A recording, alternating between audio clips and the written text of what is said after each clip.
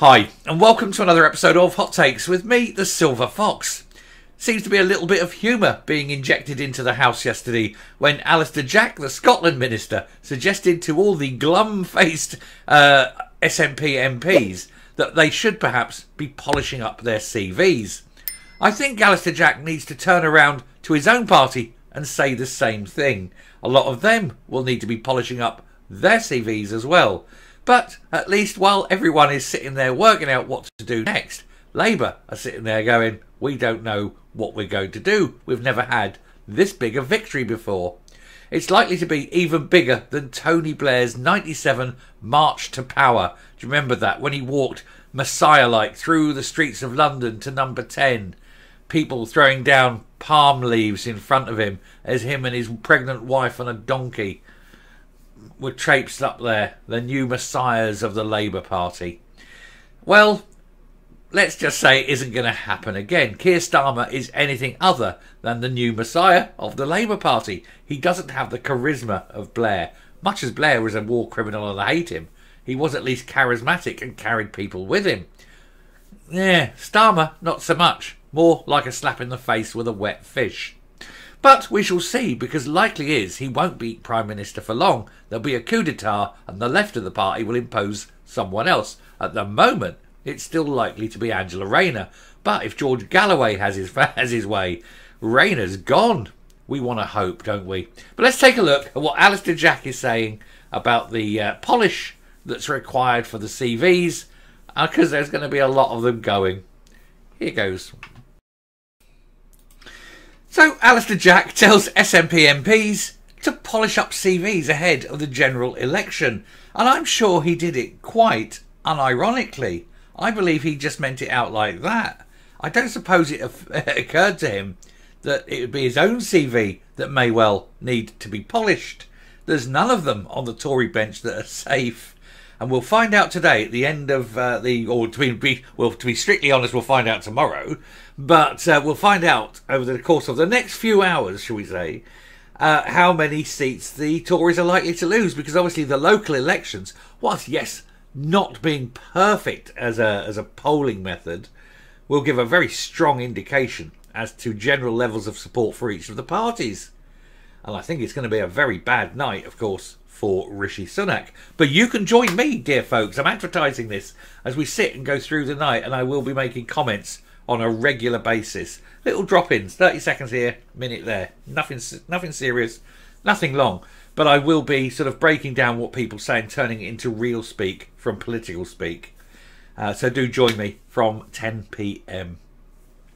Anyway, the Scottish Secretary said his party absolutely do not fear an election, while he wished outgoing First Minister Humza Yousaf well and conceded he'd been dealt a rotten hand. Now, I'm going to be honest here, and this is something that's come up time and again. It seems that a lot of people from all parts of the political spectrum have actually said that on a personal level, Humza Yousaf is a nice guy. And I'll be honest and say I don't know him well enough to say otherwise, so I will have to say he probably is on a personal level. It's just politically he's stupid and naive. He has no spine or backbone. He has no sense of of the direction he's driving. He's easily led. He's not a leader. He's not strong as a man. And because of it, he's been led down some pretty bad routes by others with vested interests in the various perversions that they want to push. And that makes him an incredibly bad leader. You need strength. You need resolute defiance, really. He hasn't got that. He tried to please everybody and pleased none. And that makes him a bad leader and very bad for the country. Now, what his views on various things are quite clear. He refused to vote in the gender bill, which means that we understand he disagrees with the gender reform bill. He just couldn't vote against it because, party politics. He couldn't vote for it because, religion. Rock and a hard place. But that's the price of being a politician. And he lacks the balls to stand up there and expose what he actually feels. How very sad of him. I don't. I tell everyone what I think. You know this. That's why a lot of you keep coming back for more, for which I'm eternally grateful. And if you are indeed one of those regular viewers who has yet to subscribe, please do so. See what I did there? Nice segue. Anyway, Alister Jack has told the SNP MPs to polish their CVs ahead of a potential dismal general election for the party. Him being a Tory. During a back and forth in the Commons, the Scottish Secretary said the Tories absolutely do not fear an election, with a battle cry of "Bring it on." The Tory backbenchers are shitting themselves. They know their day is over. Most of them will be gone from politics for good. They will never get back in. I suspect it will be a 2-term Labour government. So you're looking 8 to 10 years, and all these old farts now are never ever. That's the ones that are thrown out are never ever going to get back in. And many of the ones who do survive are getting on a bit, and after 10 years may have resigned anyway. What you're looking at here is the last time many of these Tory politicians will ever be in power. I suspect maybe 10, 15 of the current crop will get back into government. Maybe. Anyway, the exchange in the Commons came hours before the Scottish Government survived a vote of no confidence, with the motion defeated by 70 votes to 58. So close.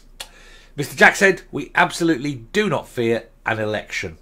Whether it is Holyrood or general, I watch as the nationalists implode, and again I say, bring it on." I hear them say, "Bring it on" from a sedentary position. Bring it on, yes, bring it on, he says. And chaps over there, and chapesses, start polishing your CVs. Now, it's just the irony. It's the irony. Does he not think? Does he not let the brain engage before the mouth open? He's not a stupid man. Indeed, he's quite effective as an MP, I think. And certainly he's done some very good things for Scotland. With the banning of that gender bill, and a few nudges and course directions sort of pushed that way as well, without actually going down any formal line saying, "Look, don't, we will," and sort of things. And he's changed a few things. So yeah, he's not a terrible politician. I don't have anything personal against him, but I do think on this one he really needs to have a little moment before engaging the gob. Anyway, during Scotland Question on Wednesday, MP Chris Stevens, SNP MP, was accused of a ridiculous remark after stating that Scotland is facing austerity due to a lack of levelling up funding. The Glasgow South West MP said, "So we know that the budget is cuts to public services across the boards." It's a bit rich coming from the SNP, isn't it?